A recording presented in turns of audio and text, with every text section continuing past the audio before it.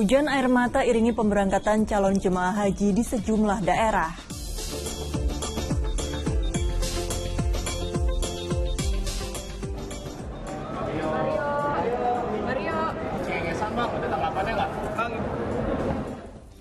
Sidang perdana kasus penganiayaan berat dengan terdakwa Mario Dandi dan Shane Lucas digelar di Pengadilan Negeri Jakarta Selatan.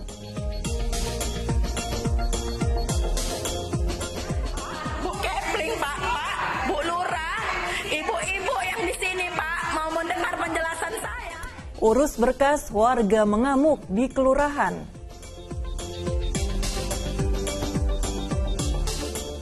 Kebakaran di Kedung Halang, RT 6 RW 8, Jalan Palem Ujung. Kebakaran melanda permukiman padat, warga pun panik.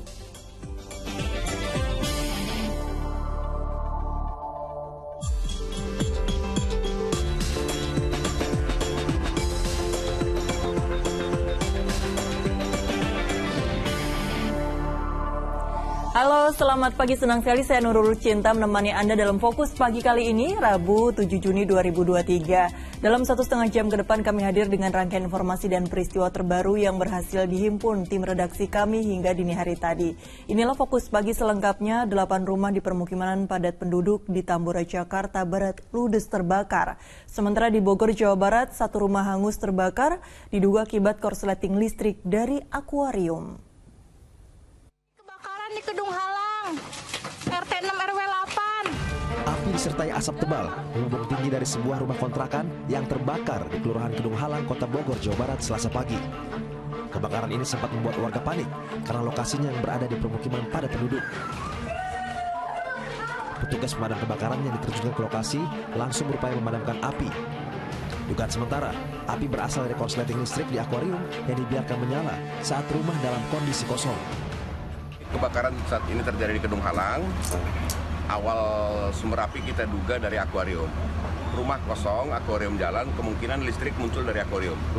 Korban tidak ada, tapi rumah tersebut berada di lantai 2, sebanyak 3 pintu. Itu hangus terbakar semua. Bagus tadi kita bisa amankan, tidak ada penyebaran ke samping. Korban tidak ada. Tak ada korban jiwa dalam peristiwa ini, namun kerugian ditaksir mencapai puluhan juta rupiah. Kebakaran juga terjadi di permukiman padat penduduk di Jalan Jembatan Besi Tambora, Jakarta Barat pada Selasa pagi. Kobaran api dengan cepat menghanguskan 8 bangunan rumah dan tempat usaha. Warga pun panik dan berupaya memadamkan api yang kian membesar dengan alat seadanya. Sebanyak 18 unit mobil pemadam kebakaran diterjunkan ke lokasi, hingga akhirnya api berhasil dipadamkan 1 jam berselang. Akses jalan yang sempit sempat menyulitkan petugas pemadam untuk tiba di lokasi. Jalannya juga cukup sempit, sehingga yang bisa masuk hanya unit-unit kecil. Nah, makanya yang di depan unit-unit kecil itu LRT 2500. Yang terdampak berapa bangunan, Pak? Untuk bangunan terdampak ada 8 bangunan ya. Tidak ada korban jiwa maupun luka dalam kebakaran tersebut. Kini kasusnya tengah ditangani Polsek Tambora, Jakarta Barat. Tim Liputan melaporkan.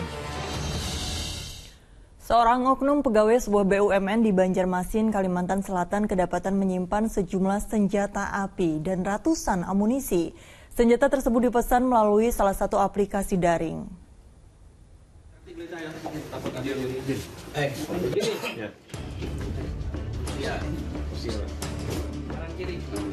Polisi menemukan sejumlah senjata api dan amunisi yang disimpan TS, oknum pegawai BUMN di Banjarbaru, Kalimantan Selatan. Pria berusia 29 tahun ini pun ditangkap polisi dan ditetapkan sebagai tersangka. Awalnya polisi menemukan senjata api di kargo Bandara Internasional Syamsuddinor Banjarmasin di Kota Banjarbaru pada Minggu lalu. Setelah penyelidikan, polisi mengetahui senjata tersebut dipesan oleh TS melalui salah satu aplikasi daring. Ada 2 senpi laras panjang, kemudian 2 senpi laras senpi pendek, dan beberapa amunisi. Detailnya saya nggak bisa sampaikan di sini karena memang ini masih terus dikembangkan oleh Krimum Polda Kalsel, teman-teman. Dan hari ini kasus ditarik di Direktorat Kriminal Umum Polda Kalimantan Selatan. Barang bukti yang disita polisi yakni revolver kaliber 38 SP, senjata laras panjang jenis M4, sepucuk gestuk dan gas blok, serta ratusan butir amunisi. Muhammad Lutfi Darlan melaporkan dari Banjarmasin, Kalimantan Selatan. Usai kumandang azan subuh untuk wilayah ibu kota DKI Jakarta dan sekitarnya, kami akan hadir dengan sejumlah informasi menarik lain, di antaranya hujan air mata, iringi pemberangkatan calon jemaah haji di sejumlah daerah. Tetaplah bersama Fokus Pagi.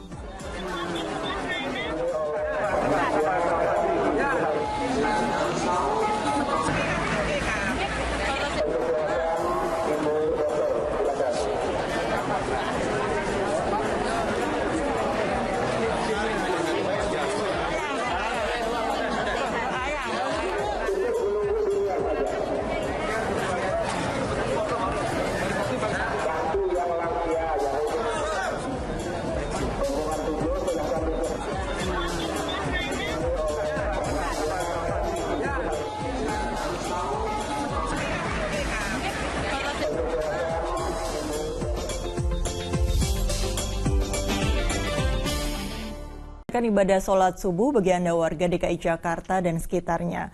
Pemirsa, beredar video seorang warga mengamuk di kantor kelurahan di Medan, Sumatera Utara. Perekam menarasikan lurah tidak melayani warga yang mengurus berkas.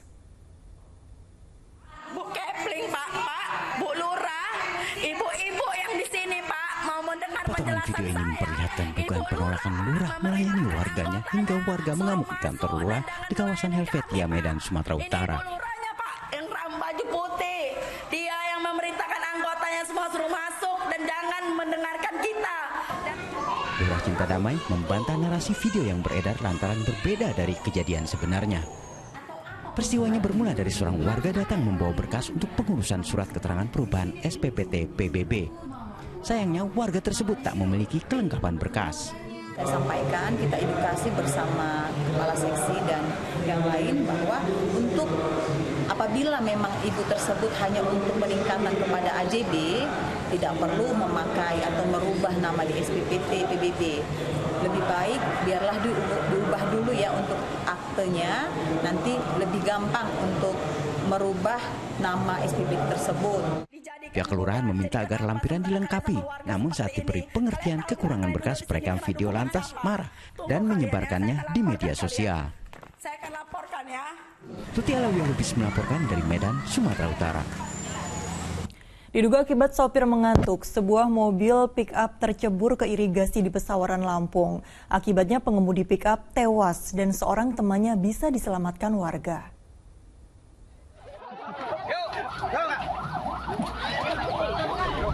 Jasad sopir pickup yang sempat hilang akibat mobil yang tercebur di irigasi Batanghari Ogan, Tegineneng, Pesawaran, Lampung Selasa siang bisa ditemukan.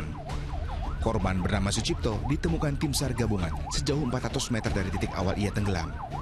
Sebelumnya Selasa dini hari saat mengemudikan pickup, korban diduga mengantuk dan mobilnya terperosok ke irigasi. Berbeda dengan nasib Sucipto yang sempat menghilang di saluran air, nasib mobil dan nyawa temannya bisa diselamatkan setelah ditolong warga sekitar. Telah diketemukan pukul 12.55 tadi siang. Saat ini korban telah dievakuasi ke rumah duka di desa Tegineneng. Para korban adalah warga Sri Rejeki, Tegineneng yang hendak pulang dari kota metro. Sementara itu, satu korban yang selamat sudah dievakuasi ke RSUD Abdul Muluk. Aris Susanto melaporkan dari Pesawaran, Lampung. Aktivitas warga terganggu setelah permukiman di Samarinda, Kalimantan Timur tergenang banjir yang tak kunjung surut. Sementara di Depok, Jawa Barat, Jalan Margonda Raya tergenang banjir lantaran saluran drainase tersumbat kabel. Pengemudi mobil dan sepeda motor yang melintas di Jalan Margonda Raya, Depok, Jawa Barat, Selasa malam harus melalui genangan air. Banjir setinggi sekitar 20 cm itu membuat arus lalu lintas menjadi tersendat. Air tergenang sepanjang 20 meter di bawah jembatan penyeberangan orang Plaza Depok setelah hujan turun sejak Selasa siang. Diduga, genangan itu berasal dari drainase yang tersumbat akibat adanya kabel optik yang berada di dalam gorong-gorong trotoar. Tinggian kabel daripada saluran airnya yang kecil-kecil itu. Saya udah berapa kali bilangin, ini nggak seberapa. Karena salurannya di penuh kabel, ya udah nggak bisa. Petugas yang memeriksa drainase tersebut tidak menemukan aliran air terhambat karena sampah. Namun kuat dugaan karena keberadaan kabel-kabel. Memang katanya karena ini galian kabel. Galian kabel? Ya. Ketutup sama galian kabel? Tadi kalau kata warga mah galian kabel bilangnya. Sama galian kabel ini harusnya dibilang harus sama di atas tempat mereka. Tapi kalau untuk sampah sendiri ada nggak coba? Nggak ada. Sementara itu, permukiman di Tani Aman Loa, Canan Ilir, Samarinda, Kalimantan Timur hingga Selasa sore masih terendam air setinggi sekitar 50 cm. Banjir menerjang kawasan itu sejak Senin sore dan debitnya meningkat pada malam hari hingga puncaknya pada Selasa pagi.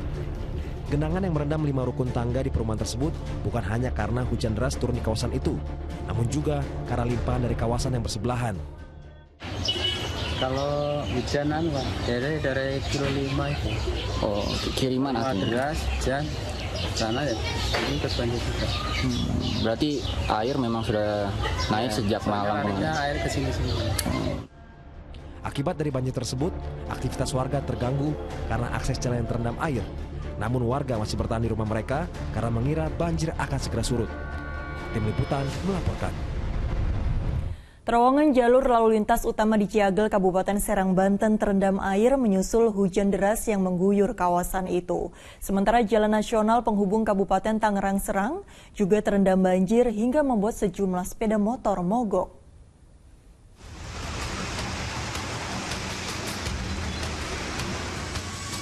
Genangan banjir di badan jalan membuat sejumlah kendaraan harus memperlambat laju kendaraannya. Nekat terobos banjir sedalam 40 cm, pengendara terpaksa mendorong sepeda motor yang mogok.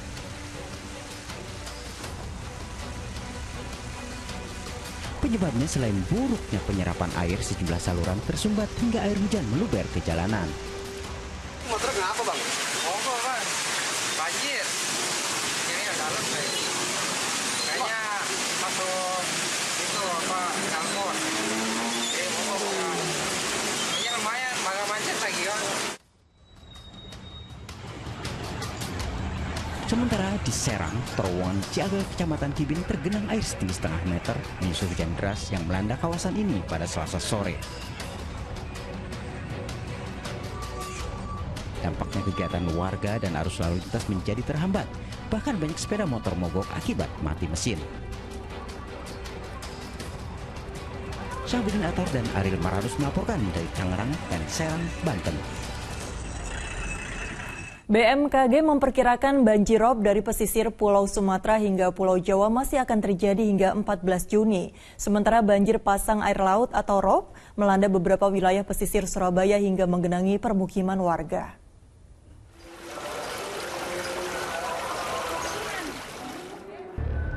Salah satu kawasan yang terdampak banjir pasang air laut atau ROB, yakni permukiman warga di kawasan Jalan Kali Anak, Kembangan, Surabaya dengan ketinggian air mencapai 30 cm.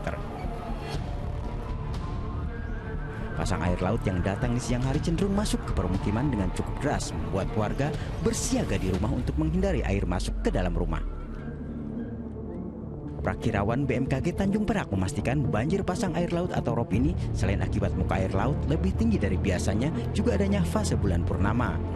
Beberapa wilayah pesisir timur Surabaya seperti Sidoarjo hingga Sumeneb terdampak sejak 2 hingga tanggal 8 Juni. Bahkan BMKG memperkirakan fenomena banjir ROB akan melanda pesisir Pulau Sumatera hingga Pulau Jawa sampai 14 Juni mendatang. Terkait adanya fenomena bulan purnama yang terjadi pada tanggal 3 Juni 2023 yang bersamaan dengan kondisi perigee, yaitu jarak terdekat antara bumi dengan bulan. Hal tersebut dapat meningkatkan ketinggian pasang air laut maksimum di wilayah Indonesia sehingga berdampak pada adanya potensi banjir rob.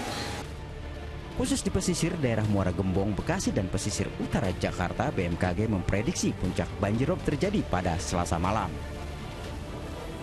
Abdul Haris dan Slamet Riyadi melaporkan dari Jakarta dan Surabaya, Jawa Timur. Bencana tanah bergerak terjadi di Kabupaten Sanggau, Kalimantan Barat. Petugas BPBD langsung mengevakuasi penghuni dan barang di dalam rumah warga yang terkena dampak. Tanah bergerak, Jalan Dr. Surono, Sungai Sungkuang. Akibat diguyur hujan deras selama 1 hari, terjadi bencana tanah bergerak di permukiman warga di Jalan Dr. Surono, Kabupaten Sanggau, Kalimantan Barat pada Selasa malam. 3 rumah warga dan sebuah bengkel terkena dampaknya. Panjang retakan tanah bahkan mencapai 80 meter. Petugas TRC BPBD Kabupaten Sanggau langsung melakukan pengecekan lokasi. Selain itu, warga yang rumahnya terdampak peristiwa pergeseran tanah langsung dievakuasi. Harta benda milik mereka juga diamankan petugas BPBD. Hal ini untuk menghindari dampak yang lebih luas atau sewaktu-waktu dapat mengalami longsor. Terjadi tanah retak atau longsor dengan panjang sekitar 80 meter, ya, dengan keturunan itu 50 sampai 1 meter.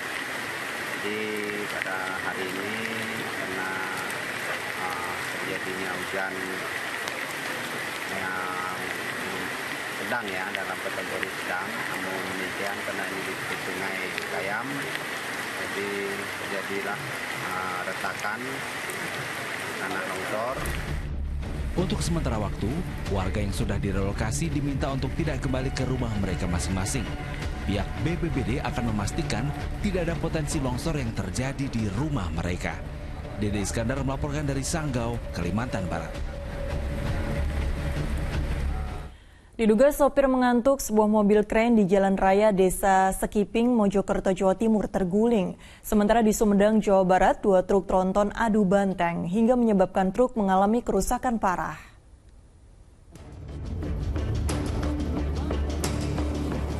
Truk tronton ini melintang di tengah jalan raya Bandung Cirebon setelah ditabrak truk tronton lainnya tepat di depan Pasar Cimalaka, Sumedang, Selasa pagi.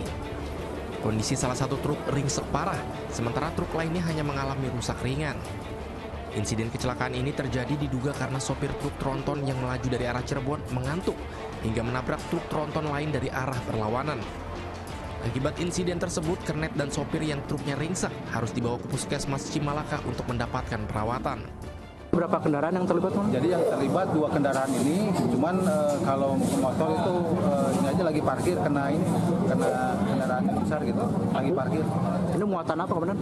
Kalau muatannya termonitor alat berat gitu. Sementara di Mojokerto, Jawa Timur, sebuah truk krain terguling di Jalan Raya Desa Sekiping pada Selasa siang. Diduga pada saat kejadian sopir mengantuk karena tidak menyadari jika krain yang dikendarainya berjalan terlalu pinggir hingga roda belakangnya tergelincir keluar bahu jalan dan langsung terguling. Beruntung sopir serta kernet hanya mengalami luka ringan dan langsung dilarikan ke Puskesmas Dawar Blandong, Kabupaten Mojokerto. Kondisi ekskavator apung milik Dinas Sumber Daya Air DKI Jakarta ini terbalik di tengah Danau Sunter, Tanjung Priuk, Jakarta Utara pada Selasa petang. Alat berat tersebut posisinya nyaris tenggelam. Insiden ini terjadi saat ekskavator tersebut sedang melakukan pengerukan endapan lumpur di dasar danau. Namun diduga kelebihan muatan dan hilang kendali, alat berat itu pun terguling. Guna mengevakuasi ekskavator yang nyaris tenggelam itu, petugas Dinas Sumber Daya Air mengerahkan 1 kapal dan 1 ekskavator lainnya untuk mengangkatnya. Tim Liputan melaporkan. Di Sukabumi, Jawa Barat, seorang pelajar tewas ketika usai motor yang dikendarai bersenggolan dengan bus. Dalam peristiwa lain, seorang wanita pengendara motor tewas terlindas truk kontainer di Kalideres, Jakarta Barat. Seorang wanita tergeletak tak bernyawa usai terlindas truk kontainer di ruas Jalan Lingkar Barat Kalideres, Jakarta Barat pada Selasa petang. Polisi yang berada di lokasi langsung mengevakuasi jasad korban ke dalam mobil ambulans dan dibawa ke RSUD Tangerang. Kecelakaan bermula terjadi ketika pengendara motor melaju dari arah Kamal menuju Cengkareng. Karena melawan arah, ia kehilangan konsentrasi hingga menyenggol truk kontainer dari arah berlawanan. Korban terjatuh dan tewas terlindas.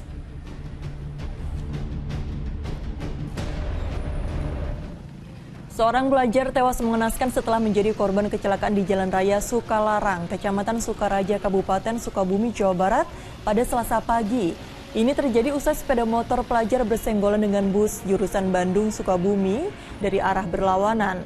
Akibatnya korban terjatuh dan terseret beberapa meter dan tewas seketika. Jasad korban dibawa ke rumah sakit untuk menjalani visum sebelum diserahkan ke pihak keluarga.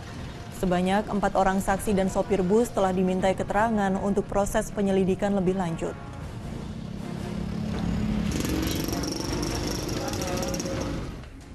Sementara di Jawa Timur, mobil ini terbalik di kilometer 752 tol Surabaya Gempol pada Selasa siang usai terlibat kecelakaan dengan sebuah truk trailer.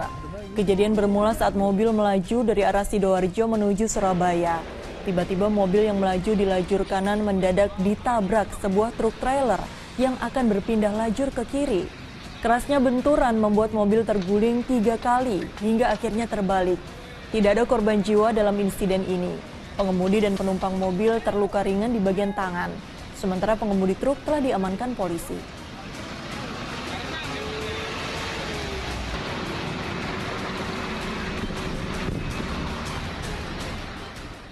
Selanjutnya kita simak informasi seputar ibadah haji. Tangis haru keluarga terus mengiringi pemberangkatan calon jemaah haji di sejumlah daerah dan embarkasi. Di Sukabumi, Jawa Barat, pemberangkatan 256 calon jemaah haji kloter 38 mendapat pengawalan ketat petugas haji.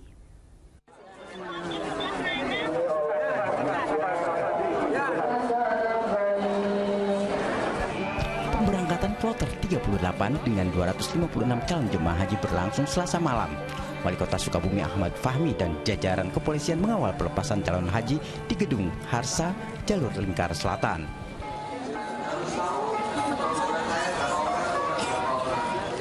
Sementara di Sleman, daerah istimewa Yogyakarta, seorang anak menangis saat ayahnya berpamitan akan berangkat ke Tanah Suci. 300 calon jemaah haji yang tergabung dalam kloter 46 ini berangkat dengan 5 bus menuju asrama Donohudan Boyolali terlebih dahulu untuk menjalani pengecekan kesehatan sebelum berangkat melalui Bandara Internasional Adi Sumarmo, Solo, Jawa Tengah.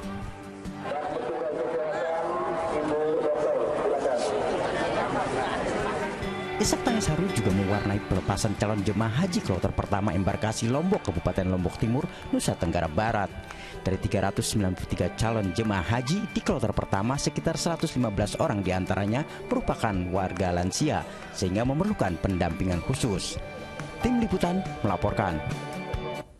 Taman sekitar makam Nabi Muhammad SAW atau Raudhah di area Masjid Nabawi Madinah, Arab Saudi menjadi tempat favorit jemaah calon haji, terutama yang berasal dari Indonesia.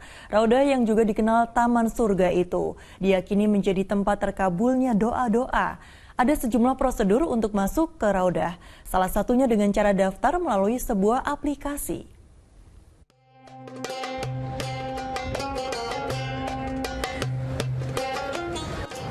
Ziarah ke makam Rasulullah di Raudhah di area Masjid Nabawi merupakan impian banyak warga muslim, termasuk jemaah haji asal Indonesia. Namun untuk bisa ziarah ke makam Rasulullah, ada sejumlah prosedur yang harus ditempuh, antara lain menggunakan aplikasi. Untuk mengunjungi Raudhah di Masjid Nabawi Madinah, Arab Saudi, calon pengunjung bisa mendaftarkan diri dengan aplikasi Nusuk. Terlebih dahulu, aplikasi Nusuk diunduh di telepon seluler. Dengan pilihan bahasa Inggris dan Arab, calon pengunjung membuat akun dengan memasukkan identitas diri termasuk nomor paspor dan visa. Setelah itu masuk ke aplikasi sebagai visitor atau pengunjung, kemudian pilih tanggal dan jam berkunjung. Tunggu hingga dapat persetujuan. Setelah mendapat jadwal berkunjung, sebaiknya datang ke Masjid Nabawi 2 jam sebelum waktu berkunjung untuk menghindari antrean panjang. Jemaah masuk melalui pintu yang telah ditentukan di aplikasi. Setelah terlihat kubah berwarna hijau, berarti lokasi Raudhah sudah dekat. Kubah hijau ini merupakan tanda makam Nabi Muhammad SAW. Raudhah sendiri terletak di antara mimbar dan makam Nabi Muhammad. Jika datang waktu sholat, pintu Raudhah akan ditutup untuk mendahulukan sholat fardu. Para pengunjung Raudhah memilih melaksanakan sholat fardu di selasar Masjid Nabawi untuk memudahkan perjalanan menuju Raudhah. Jangan lupa membawa tas sandal atau sepatu untuk memudahkan penyimpanannya.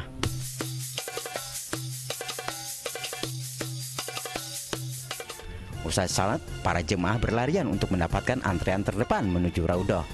Setelah melewati antrean panjang, perlihatkan izin berkunjung yang ada di aplikasi Nusuk kepada petugas. Hanya pengunjung yang sudah mendapatkan izin yang boleh masuk. Dan inilah area Raudhah di dalam Masjid Nabawi. Di area seluas 330 meter persegi, para pengunjung melaksanakan salat dan memanjatkan doa. Ini diyakini merupakan tempat mustajab sebab doa-doa akan dikabulkan. sesuai jadwal yang tertera di aplikasi, pengunjung hanya diberi waktu 30 menit. Setelah itu sambil memanjatkan doa dan salawat, dalam suasana syahdu, para pengunjung meninggalkan area tempat Nabi Muhammad dimakamkan. Pengunjung baru bisa kembali mendaftar melalui aplikasi 45 hari kemudian. Anton Bakhtiar Rifai melaporkan dari Madinah, Arab Saudi. Beralih ke informasi lain, kasus gugatan cerai pasangan suami istri di Aceh Utara Aceh mencapai 234 kasus pada tahun 2023. Gugatan cerai dilakukan karena faktor ekonomi, perselisihan, kekerasan dalam rumah tangga, hingga hadirnya pihak ketiga atau perselingkuhan. Sepanjang tahun 2022, Mahkamah Syariah Lokuson Aceh Utara Aceh telah menangani sebanyak 917 kasus perceraian di Aceh Utara. Sementara pada triwulan pertama tahun 2023, kasus perceraian yang ditangani Mahkamah Syariah setempat sudah mencapai angka 234 kasus. Gugatan paling banyak dilayangkan oleh pihak perempuan. Seperti tahun 2022, dari 917 kasus, 727 diantaranya adalah kasus cerai gugat atau istri yang menggugat cerai suami. Sementara sisanya yakni cerai talak. Untuk menekan tingginya angka perceraian, Mahkamah Syariah Loksukon selalu mengedepankan mediasi bagi pasangan yang ingin bercerai yang dipimpin oleh mediator atau hakim. Penyebabnya itu karena pertengkaran, ya, perselisihan dan pertengkaran. Nah, penyebab dari perselisihan pertengkaran itu karena masalah ekonomi, kemudian kekerasan dalam rumah tangga, kemudian ada campur tangan dari pihak lain dalam rumah tangga mereka. Sidang perdana kasus Kita ke informasi selanjutnya, pemirsa, puluhan kendaraan terkena razia kendaraan yang melintas di kota Tasikmalaya, Jawa Barat saat dilakukan razia pajak kendaraan. Ternyata di kota Tasikmalaya pembayar pajak sangat rendah, baru 28% dari ratusan ribu kendaraan yang terdaftar.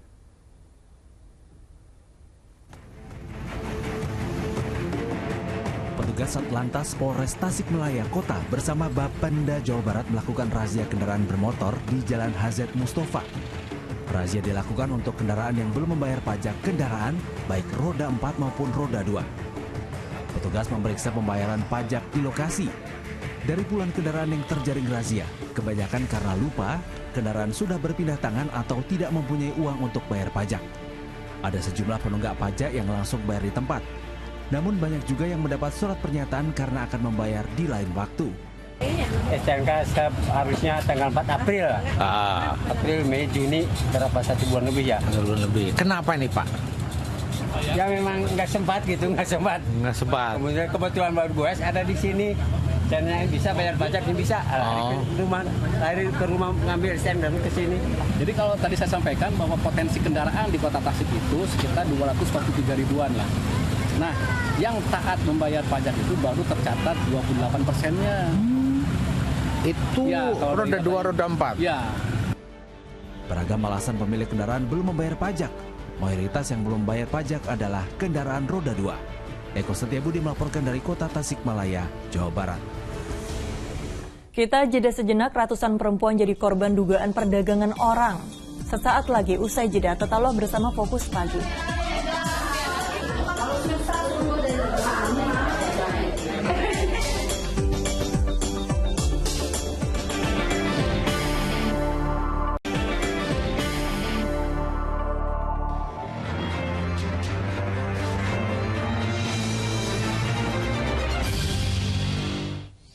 Anda kembali menyaksikan Fokus Pagi. Pemirsa, sidang perdana kasus penganiayaan pada anak dengan terdakwa Mario Dandi dan Shane Lucas digelar di Pengadilan Negeri Jakarta Selatan Selasa siang. Persidangan rencananya akan digelar 2 kali dalam seminggu. Dengan mengenakan rompi tahanan kejaksaan, Mario Dandi dan Shane Lucas tiba di Gedung Pengadilan Negeri Jakarta Selatan Selasa siang. Mario Dandi lebih dulu duduk di kursi pesakitan sebagai terdakwa penganiayaan.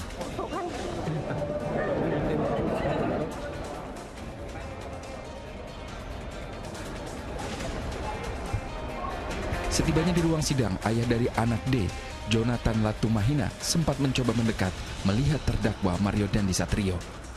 Dalam persidangan dengan agenda pembacaan dakwaan, majelis hakim memerintahkan audio persidangan dimatikan karena mengandung konten kesusilaan. Ayah anak D akan bersaksi pada persidangan pekan depan. Keluarga D akan membawa sejumlah bukti ancaman terdakwa Mario Dandi pada D sesaat sebelum terjadinya penganiayaan. Yang akan saya tekankan nanti adalah kondisi David yang memang itu penganiayaan berat dan perencanaan. Karena tadi tidak disebutkan, ada hal yang awal tadi saya sampaikan, nanti Melisa akan sampaikan itu. Besok akan saya ulang lagi sampai benar-benar ini menjadi suara yang bisa mewakili keadilan. Bahwa ketika tanggal 30 sore harinya yang dia pakai HP anak AG, dia sampaikan bahwa dia meminta anak korban untuk hadir kepada mendatangi mereka sekedar meminta klarifikasi. Itu tidak benar, karena bahasanya nembak lagi, ngancam nembak lagi. Tetapi kata-kata tembak ini tidak dikemukakan oleh jaksa penuntut umum dalam dakwaannya. Itu yang kami mintakan nanti dalam proses persidangan digali kembali. Setelah Mario, sidang dilanjutkan pembacaan dakwaan pada Shane Lucas.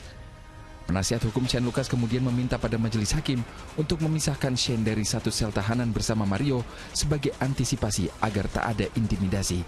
Permintaan ini pun dikabulkan oleh majelis hakim. Majelis mensikapi, jadi permohonan saudara dikabulkan. Jadi untuk memerintahkan. Terima kasih yang mulia. Terima kasih yang mulia. Dan kepada penuntut umum untuk ini sebagai perintah resmi agar supaya ditindaklanjuti di sana. Kalau memang diperlukan penetapan, kita akan buatkan juga penetapannya. Dalam persidangan perdana ini, Mario Dandi dan Shane Lucas tidak mengajukan eksepsi atas dakwaan. Isolasi ya seperti tahanan-tahanan lainnya di dalam ruangan 3x3 bersama 10 orang, ya. Jadi itulah yang sedang dialami oleh Mario Dandi. Itu cuman kami mau menggambarkan ya apa yang sudah dialami oleh klien kami, ya, sehingga tidak ada itu yang namanya privilege, ya, tidak ada privilege. 3x3 10 orang. Sidang selanjutnya digelar pekan depan sebanyak 2 kali pada hari Selasa dan Kamis dengan agenda pemeriksaan saksi. Sebelumnya AG yang diduga terlibat dalam kasus penganiayaan terhadap D telah divonis 3 tahun 6 bulan penjara. Mario Dandi dan rekannya diduga melakukan penganiayaan berat terhadap D pada 20 Februari di daerah Pesanggerahan, Jakarta Selatan. Tim Liputan melaporkan. Beralih ke informasi lain, perampokan minimarket di kawasan Ciracas, Jakarta Timur terekam CCTV. 3 orang pelaku dilengkapi dengan senjata tajam, mengancam karyawan, serta menggasak uang tunai puluhan juta rupiah.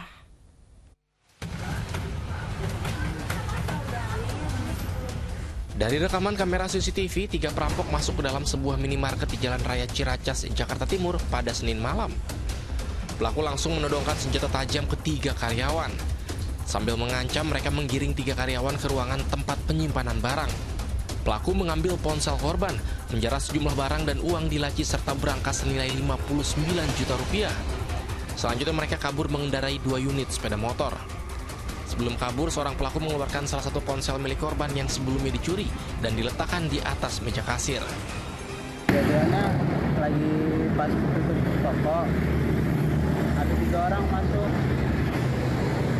Terus nodong senjata tajam, minta berangkat,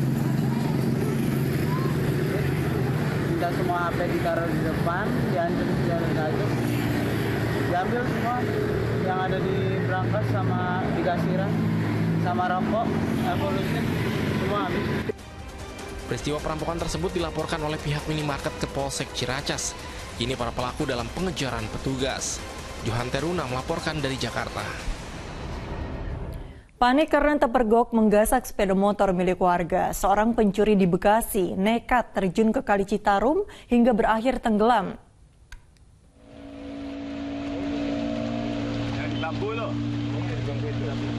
Tim dari Brimopolda Metro Jaya menggunakan berbagai cara untuk menemukan seorang pencuri motor yang tenggelam di Kali Citarum, Desa Jaya Sakti, Muara Gembong, Kabupaten Bekasi. Akhirnya, Selasa siang, jasad pria berinisial AD bisa ditemukan mengambang di pesisir kali dan langsung dievakuasi. Sebelum ditemukan tewas, pelaku dan temannya terpergok mencuri sepeda motor Senin siang.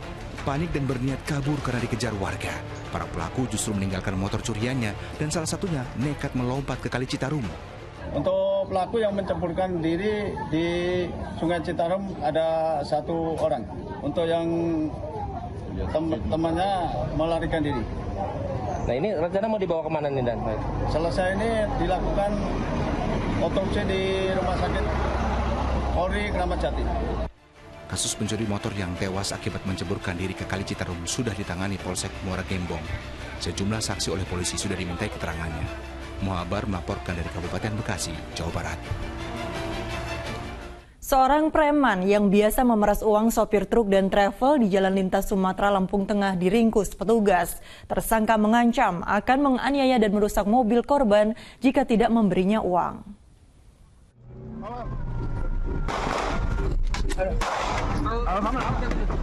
Penangkapan seorang preman yang biasa memeras sopir truk dan travel di jalur lintas Sumatera di Terbanggi Besar, Lampung Tengah, Lampung, Selasa siang diwarnai tembakan peringatan dari petugas.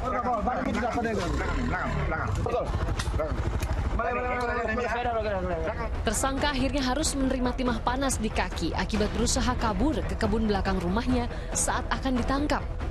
Bersama dengan gerombolannya, tersangka biasa mengadang truk yang melintas dan meminta uang pada para sopir hingga puluhan ribu rupiah. Jika tidak diberi, sopir truk terancam dianiaya hingga dirusak kendaraannya. Kalau mau pergi nih, lihat Pak nih. Nih, pergi sana, pergi. Udah. Tutup. Tutup. Salah satu video pemerasan terhadap sopir truk oleh tersangka pun bahkan sempat viral di media sosial. Pelaku melakukan aksi pemerasan terhadap pengendara.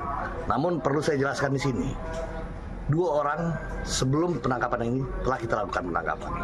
Dan kemarin juga telah kita informasikan kepada rekan-rekan media bahwa yang viral kemarin pelakunya telah ditangkap. Dan masih ada kawannya 1 lagi, dan itu pun kita lakukan penangkapan. Tersangka merupakan residivis kambuhan yang sudah 3 kali masuk penjara karena mencuri dan memeras sopir truk. Total sudah 3 preman yang telah ditangkap petugas dan 1 lagi masih dalam pengejaran. Aris Susanto melaporkan dari Lampung Tengah, Lampung.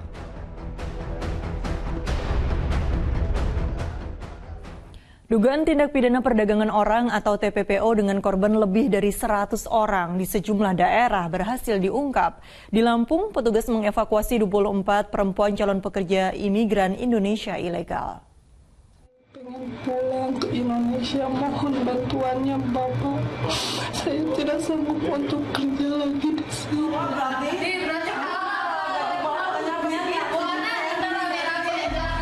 Sebuah tempat penampungan di Raja Basa, Lampung, 24 perempuan calon pekerja migran Indonesia diduga menjadi korban tindak pidana perdagangan orang.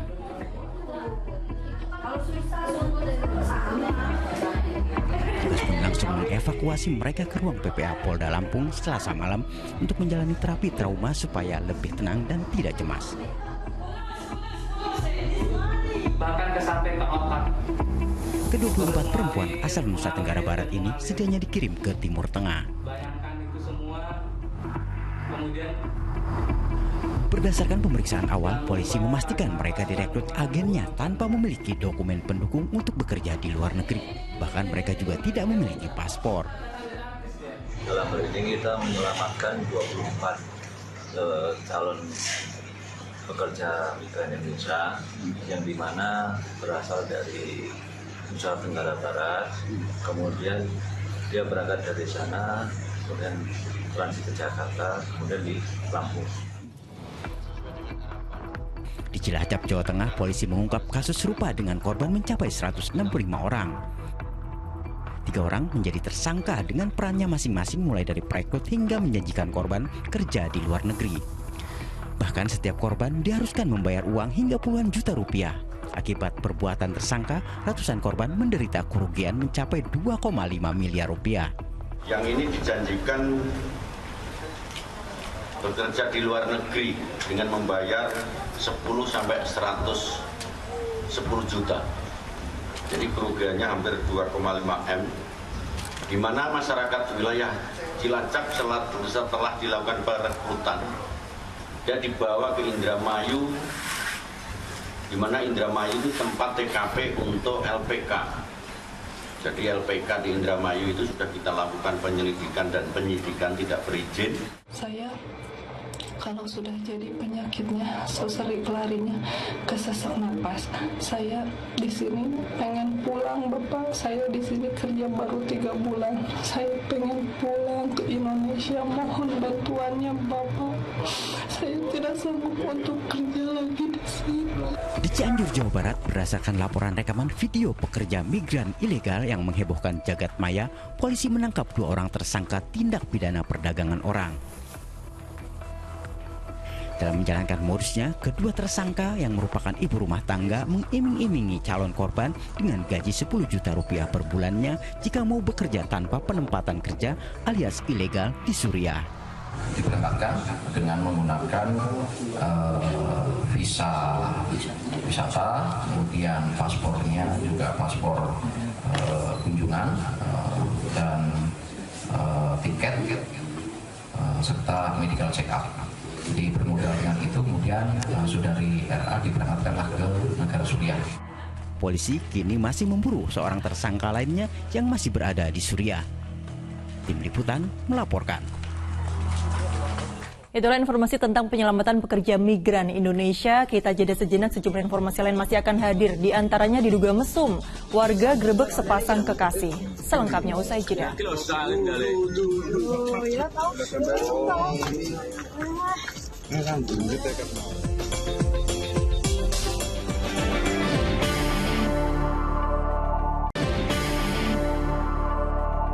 Anda kembali menyaksikan Fokus Pagi bersama saya Nurul Cinta. Sepasang kekasih yang diduga hendak berbuat mesum di gudang bekas proyek Jalan Tol Ngawi, Jawa Timur digrebek warga. Setelah diinterogasi warga, pasangan pria ini bukan wanita, melainkan seorang pria yang menyamar menjadi wanita. Inilah video penggerebekan sepasang kekasih yang diduga akan melakukan perbuatan tidak senonoh di gudang bekas proyek tol Ngawi, Jawa Timur. Kedua pasangan diduga tengah terpengaruh minuman keras hingga tidak berkutik saat ditangkap warga. Namun ketika warga memeriksa keduanya, ternyata salah satunya bukanlah seorang wanita. Sontak pasangannya pun kaget.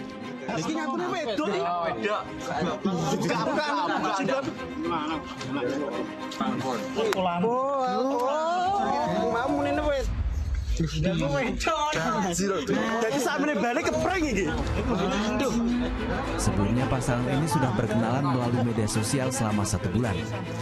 Menyamar menjadi wanita, ia pun telah 3 kali bertemu dengan pasangannya. Pertemuan pun selalu berlangsung pada malam hari. Bahwa salah satu pasangan tidak mengetahui bahwa pacarnya itu adalah seorang laki-laki juga. Karena diketahui sejak dari perkenalan dan 3 kali ketemu ini,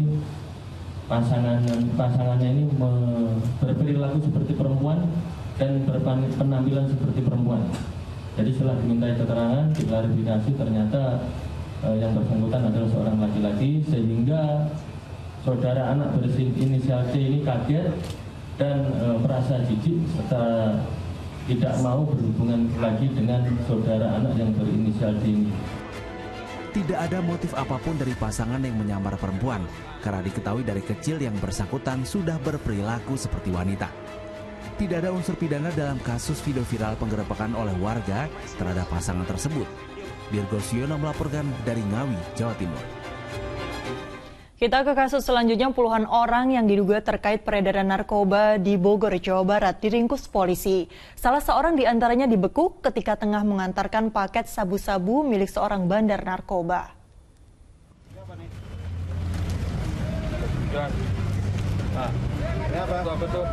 Apa ini? Inilah saat anggota Satuan Narkoba Polresta Bogor Kota menemukan paket narkoba ketika menggeledah kendaraan seorang pria di kawasan Baranang Siang, Kota Bogor. Sabu-sabu seberat 35 gram itu dibawa pria tersebut milik bandar narkoba untuk diantarkan kepada seseorang di suatu tempat. Pengiriman narkoba itu berhasil digagalkan setelah polisi mendapat laporan masyarakat yang curiga dengan aktivitas terduga pelaku. Selain pria tersebut, Polresta Bogor Kota juga meringkus 32 orang lainnya yang terkait kejahatan peredaran narkoba dalam 1 bulan terakhir. Peran mereka berbeda-beda, mulai dari pengguna hingga pengedar narkoba. Beberapa di antaranya merupakan residivis untuk kasus narkoba. Dari hasil pemeriksaan, terungkap para pengedar itu menggunakan berbagai cara untuk menjual paket narkobanya, termasuk memanfaatkan media sosial dengan cara yang tersamar. Pembeli memesan ke bandar dengan menggunakan media sosial. Dan rata-rata usia pelaku usianya 28 tahun. Polisi memeriksa tersangka untuk mengusut pemasok narkoba kepada mereka. Iwan Kurniawan melaporkan dari Kota Bogor, Jawa Barat. Komplotan pencuri sepeda motor disergap di tempat persembunyiannya di Bangkalan, Jawa Timur. Sempat terjadi aksi kejar-kejaran karena kedatangan polisi ke tempat itu sudah diketahui para buronan.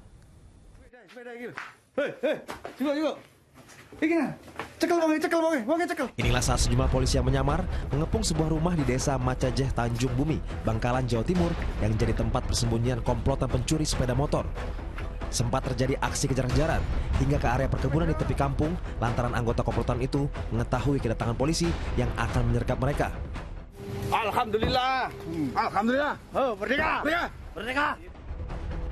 Dari tangan dua anggota komplotan pencuri yang dapat ditangkap, disita sejumlah alat untuk melakukan pencurian, serta 4 sepeda motor hasil kejahatan yang disembunyikan di sebuah rumah kosong yang selama ini dijadikan tempat penampungan barang hasil curian.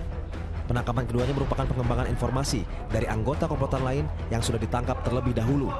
Kawanan pencuri itu sudah beraksi sedikitnya di 4 tempat yang berbeda, dan mereka kerap berganti-ganti pasangan saat melakukan pencurian bergantung pada situasi yang ada. Kita sudah mengamankan awalnya teman dari tersangka, yang kemudian DPO ini kita amankan seminggu yang lalu ya, dengan TKP di wilayah Tanjung Bumi. Ada temannya, yang dia bongkar pasang, artinya di TKP 1 dia bersama temannya yang satu, di TKP yang lain dia bersama temannya yang lain. Atas perbuatannya, kedua tersangka terancam pidana 5 tahun penjara karena dugaan terlibat kejahatan pencurian dengan pemberatan. Salina Wali melaporkan dari Bangkalan, Jawa Timur. Pemerintah Kota Jambi mencabut laporan pengaduan terhadap pelajar yang viral di media sosial. Pencabutan laporan itu dilakukan setelah pelajar tersebut meminta maaf dan mengakui kesalahannya. Kasus kritikan yang berbuah laporan polisi oleh pemerintah Kota Jambi kepada seorang pelajar SMP akhirnya berakhir damai. Pihak Pemkot Jambi mencabut laporannya dan memilih restoratif justice saat kedua pihak dipertemukan di Direktorat Reserse Kriminal Khusus Polda Jambi pada Selasa sore. Pemerintah Kota Jambi bersedia mencabut laporan karena terlapor masih di bawah umur, menimbang masa depan terlapor dan terlapor telah mengakui kesalahannya. Mungkin ada kata-kata yang tidak seharusnya dia sampaikan, dan itu sudah disadari karena ada pendampingan dari PPA, dari pengacara, kemudian akhirnya anak kita ini sudah memberikan klarifikasi permohonan maaf.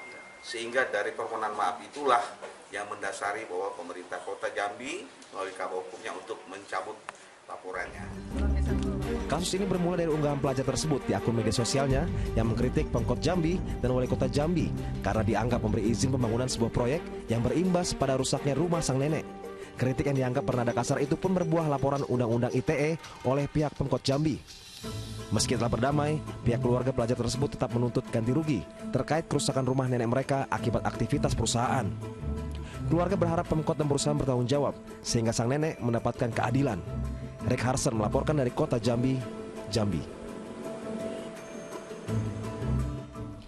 Puluhan aparatur sipil negara atau ASN di Banjarmasin, Kalimantan Selatan kedapatan keluyuran saat jam kerja.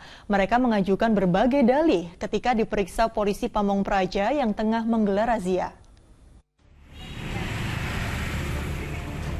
Petugas Satuan Polisi Pamong Praja bersama Badan Kepegawaian Daerah dan Diklat Banjarmasin Selasa pagi menggelar razia terhadap ASN atau aparatur sipil negara yang keluyuran saat jam kerja. Setiap ASN yang melintas diminta untuk menunjukkan surat izin dari kantor atau pimpinannya. Mereka yang tidak memiliki surat izin langsung didata oleh petugas BKD Diklat. Seorang ASN yang terjaring berdalih ia keluar saat jam kerja untuk meminta surat rujukan ke rumah sakit. Namun, ia tidak memegang surat izin dari kepala sekolah tempatnya bekerja. Aku minta izin dengan panitia tadi, dan diizinkan. Betul karena razia sih, Bu? Iya. Biasanya itu,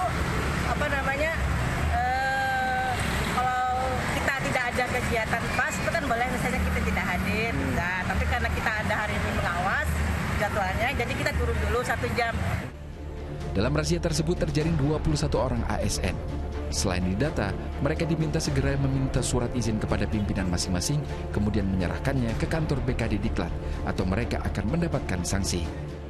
Nanti mereka melengkapi surat izin dari masing-masing SKPD-nya, diantarkan ke BKD hari ini. Tunggu sehari ini ya? Selain di tempat tersebut, Satpol PP dan BKD Diklat Banjarmasin juga menggelar razia terhadap ASN yang keluyuran di mal dan pasar. Muhammad Lutfi Darlan melaporkan dari Banjarmasin, Kalimantan Selatan.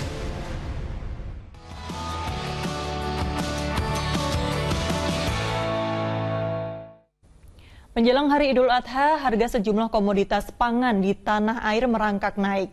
Kenaikan terjadi pada daging dan telur ayam hingga bawang merah.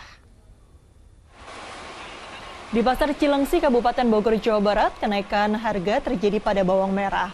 Sebelumnya dijual Rp30.000 per kilogram, kini naik menjadi Rp40.000 hingga Rp50.000 per kilogram. Tingginya harga bawang merah membuat pedagang mengalami penurunan omset lantaran berkurangnya pembelian. Warga lebih memilih bawang dengan ukuran kecil dan mengurangi pembelian. Harga ayam potong di pasar tradisional Sri Mangunan, Sampang, Jawa Timur dijual Rp40.000 setiap kilogramnya. Akibat masih mahalnya harga ayam potong, penjualan sepi. Sementara telur ayam dijual seharga Rp32.000 setiap kilogram. Harga daging sapi masih di kisaran harga Rp120.000 per kilogram. Di Pasar Induk Brebes, Jawa Tengah, harga daging ayam menembus Rp40.000 per kilogram. Kenaikan ini merupakan harga tertinggi sejak kenaikan sepekan terakhir. Sebelum melonjak, harga daging ayam hanya Rp24.000 hingga Rp26.000 per kilogram. Mahalnya harga daging ayam di pasaran saat ini diduga karena keterlambatan pasokan dari peternak ke distributor.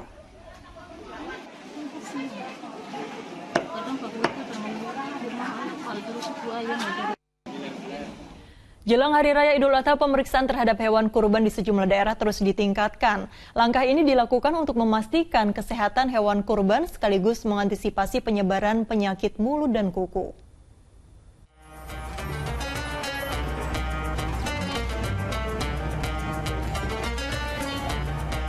Petugas dari Suku Dinas Ketahanan Pangan, Kelautan, dan Pertanian bersama tim dokter hewan melakukan pemeriksaan terhadap hewan kurban yang dijual di sejumlah lapak pedagang hewan kurban. Salah satunya di lokasi penjualan di kawasan Kelapa II, Kebonjeruk, Jakarta Barat pada Selasa siang. Tak hanya memeriksa dari umur dan jenis kelamin, namun petugas juga turut memberikan vitamin dan mengecek kondisi kesehatan fisik secara umum, mulai dari mulut, gigi, dan kuku hewan kurban. Pemeriksaan tersebut guna mengantisipasi penyebaran penyakit mulut dan kuku, serta menjaga kesehatan hewan kurban menjelang Hari Raya Idul Adha nanti. Kami melaksanakan pemeriksaan antemortem, yaitu pemeriksaan fisik sebelum penyembelihan. Itu diantaranya ada pemeriksaan mata, kemudian gigi, kulit, dan aktivitas normal, dan alhamdulillah semua kondisinya dalam keadaan sehat. Sementara itu menjelang Hari Raya Idul Adha 1444 Hijriah, Gubernur Jawa Timur Hovifah Indar Parawansa Selasa siang melakukan sidak di tempat peternakan hewan sapi di Kabupaten Lamongan. Hovifah memastikan hewan yang dijadikan kurban dipastikan dalam kondisi sehat dan tidak terkena penyakit. Kesiapan bagi mereka yang akan mengakses hewan kurban di tempat ini, di Lamongan dan di Jawa Timur, insya Allah semua dalam kondisi yang siap sesuai dengan tidak hanya standar kesehatan dari dokter hewan, dari sisi veteriner, tapi juga dari sisi sapinya. Ketersediaan sapi potong di Jawa Timur tercatat ada lebih dari 1 juta ekor. Jumlah ini jauh melebihi proyeksi kebutuhan hewan kurban sapi untuk tahun 2023 yang hanya sekitar 55.000 ekor. Tim Liputan melaporkan. Akibat tidak ada jembatan, pengantar jenazah terjang arus deras sungai. Fokus Pagi segera kembali sesaat lagi.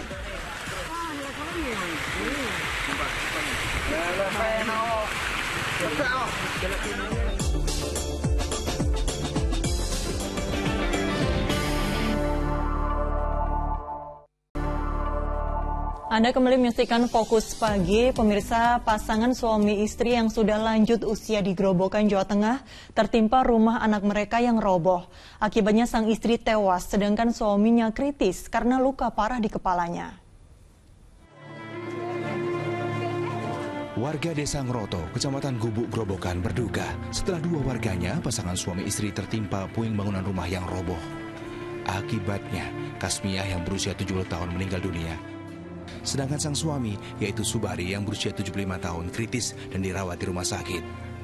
Sebelumnya, pasangan suami istri itu memutuskan untuk memperbaiki rumah anak yang sudah kosong karena ditinggal pergi. Karena kondisi rumah sudah lapuk, Selasa siang keduanya nekat membongkar rumah anaknya. Nahas, saat sedang membongkar, rumah langsung roboh menimpa keduanya. Kasmiah tewas di lokasi kejadian, sedangkan Subari kritis karena luka serius di kepalanya. Rumahnya sudah agak tua, itu rumah anaknya yang ditinggal pergi. Sebagai orang tua tidak sabar untuk memperbaiki. Terus kondisi anak rumah yang sangat tua dan mungkin kayu-kayunya juga lapuk, tiba-tiba roboh. Gitu. Polisi yang datang melakukan olah TKP dan meminta keterangan sejumlah saksi. Setelah dipastikan tidak ada luka bekas penganiayaan, jenazah Kasmiah langsung dimakamkan. Arif Nur melaporkan dari Grobogan, Jawa Tengah. Beralih ke informasi lain, rumah mewah milik mantan Kepala Bea dan Cukai Makassar Andi Pramono yang berada di Batam, Kepulauan Riau digeledah KPK. Sementara di Tangerang Selatan, Banten, dua rumah milik kerabat tersangka kasus dugaan tindak pidana pencucian uang dan gratifikasi Rafael Alun digeledah KPK selama 6 jam. Rumah milik Markus Selo Aji dan Gangsar Sulaksono yang merupakan kerabat dari Rafael Alun Trisambodo digeledah oleh sejumlah penyidik KPK. Penggeledahan dua rumah yang terletak di kawasan Ciputa Timur, Tangerang Selatan ini memakan waktu selama 6 jam pada Selasa siang. Dari dua lokasi tersebut, penyidik mengamankan sejumlah dokumen yang diduga terkait dengan kasus tindak pidana pencucian uang yang menimpa Rafael.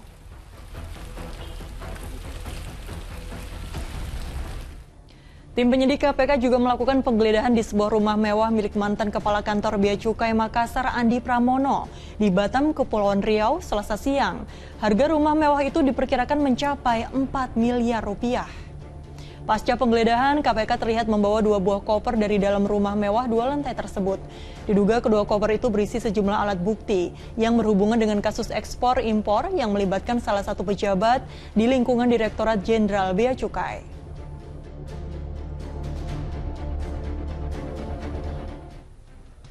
Komisi Pemberantasan Korupsi resmi menahan Dadan Triyudianto yang merupakan mantan komisaris independen PT Wika Beton. Dadan merupakan tersangka baru dalam kasus dugaan suap pengurusan perkara di Mahkamah Agung. Ia ditahan setelah menjalani 8 jam pemeriksaan. Dadan berperan sebagai perantara antara Herianto Tanaka dengan Sekretaris MA Hasbi Hasan dan meminta untuk mengurus perkara yang tengah berproses di Mahkamah Agung. KPK meningkatkan 100 perkara ini ke tahap penyidikan dengan menetapkan 2 orang tersangka. Pertama, saudara HH, hakim dan juga sekretaris Mahkamah Agung. B, DTY, wira swasta, komisaris independen PT WB. Akibat tidak ada jembatan, warga desa Pemerihan Pesisir Barat Lampung terpaksa menggotong jenazah ke tempat pemakaman umum dengan menerjang sungai berarus deras.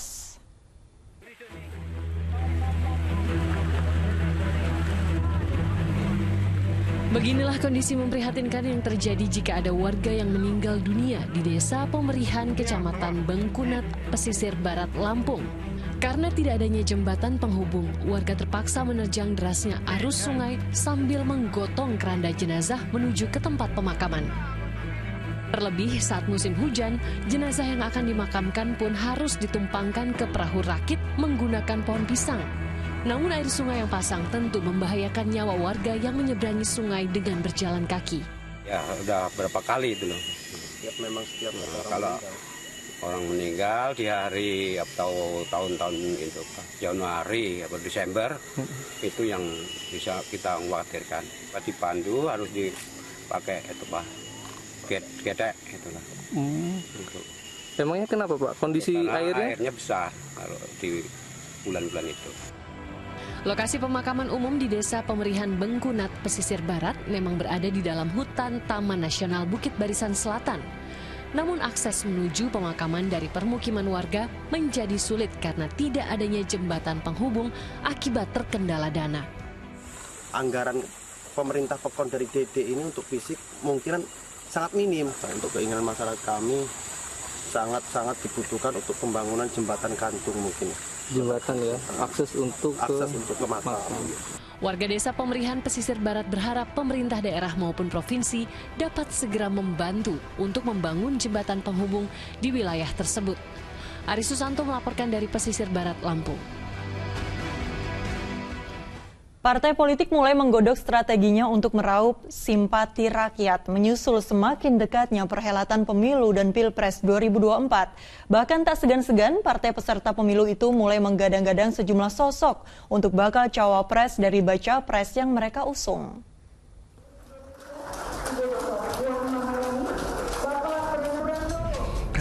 Nasional atau Rakernas ketiga PDIP ini di Sekolah Partai PDIP Lenteng Agung, Jakarta Selatan pada hari Selasa.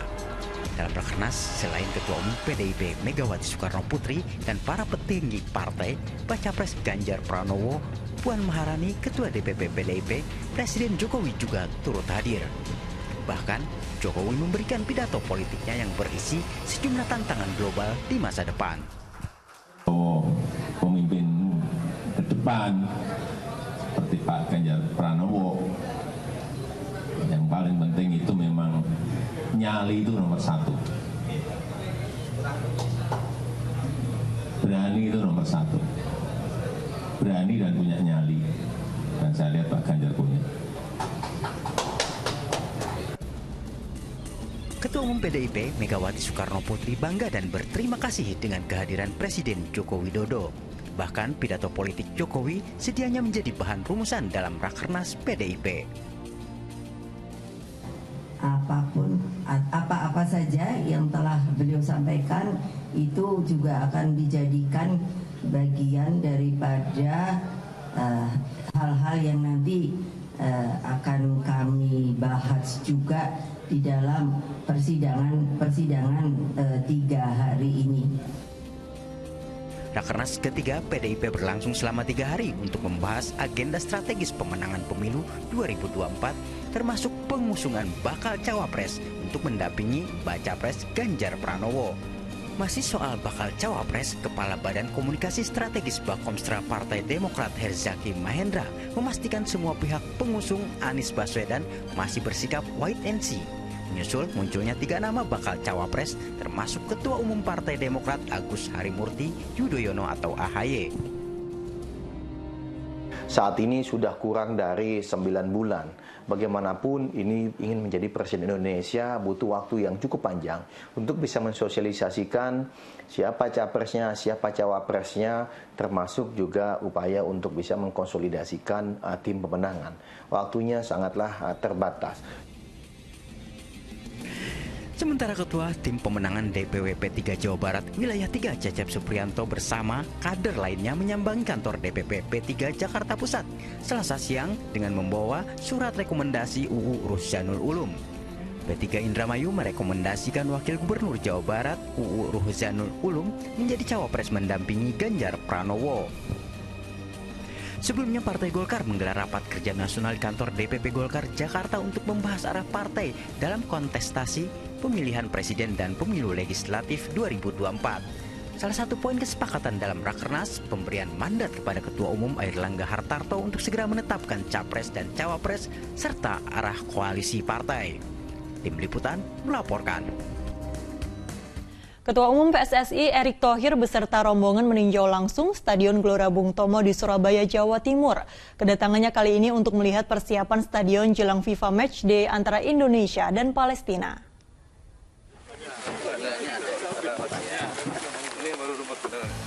Kesiapan Stadion Gelora Bung Tomo di Surabaya, Jawa Timur sebagai venue FIFA Matchday melawan Palestina yang akan dihelat 14 Juni mendatang dipastikan hampir sempurna.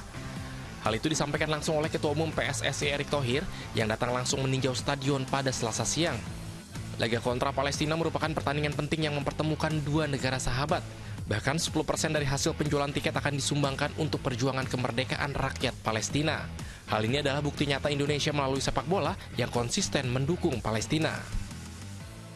10%-nya hasil penjualan tiket kita akan sumbangkan untuk perjuangan rakyat Palestina yang hari ini memang masih berjuang.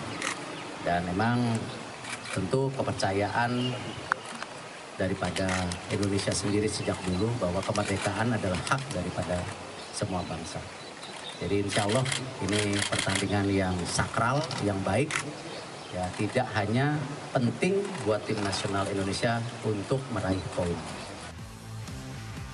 Berbeda dengan harga tiket yang dijual jelang pertandingan melawan Argentina, harga tiket pada laga kontra Palestina begitu terjangkau untuk masyarakat. Tiket kelas ekonomi dijual seharga Rp100.000 dan untuk VIP seharga Rp250.000. Selamat Riyadi melaporkan dari Surabaya, Jawa Timur. Dari playoff Liga Champions Asia, Bali United gagal merebut kemenangan pada duel pertama Selasa malam. Melawan PSM Makassar, Bali United harus puas dengan hasil imbang 1-1.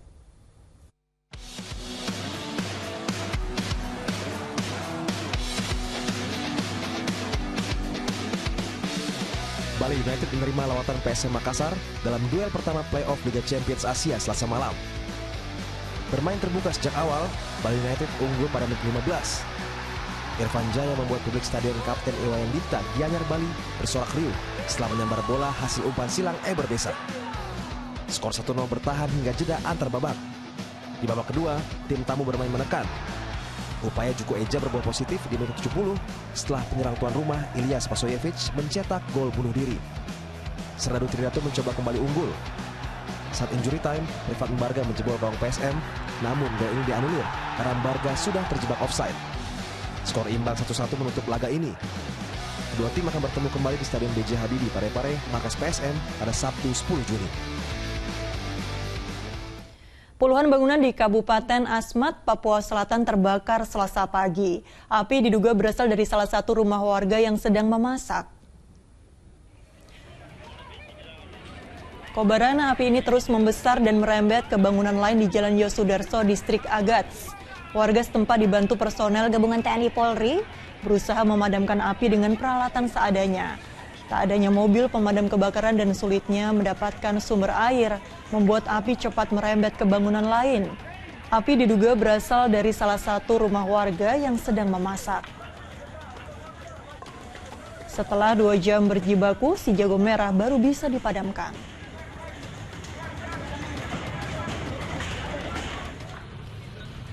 Di Kalimantan Timur, bangunan gudang milik sebuah hotel terbakar di Jalan Ahmad Yani 2, Kota Samarinda pada Selasa siang. Upaya pemadaman awalnya menggunakan apar, namun tak berhasil karena api kian membesar. Api baru bisa dipadamkan 1,5 jam kemudian oleh petugas pemadam kebakaran. Diduga kebakaran berasal dari korsleting listrik.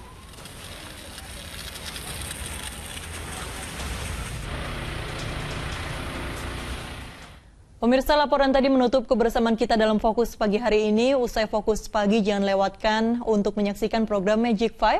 Mewakili tim redaksi dan kerabat kerja yang bertugas, saya Nurul Cinta pamit undur diri. Selamat pagi, selamat beraktivitas, sampai jumpa.